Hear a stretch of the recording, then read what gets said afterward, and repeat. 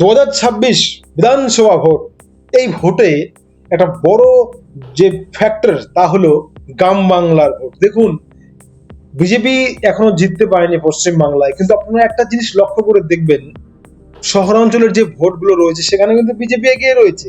শুধুমাত্র গ্রাম বাংলায় পৌঁছতে পারছে না বিজেপি, কারণ লক্ষ্মীর ভান্ডার, অমুক ভান্ডার, তমুক ভাতা এসব দিয়ে দিয়ে মমতা বন্দ্যোপাধ্যায় গ্রামটাকে গ্রাস করে নিয়েছে। কিন্তু এবার 2026-এ অন্যরকম।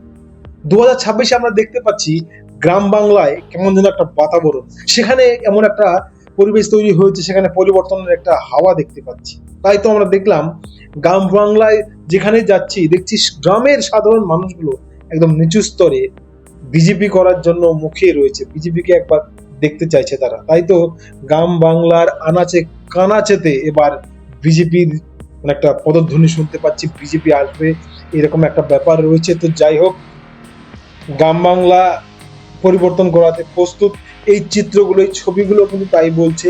এইরকমই একটা পরিস্থিতি তৈরি হয়েছে গ্রাম বাংলায়।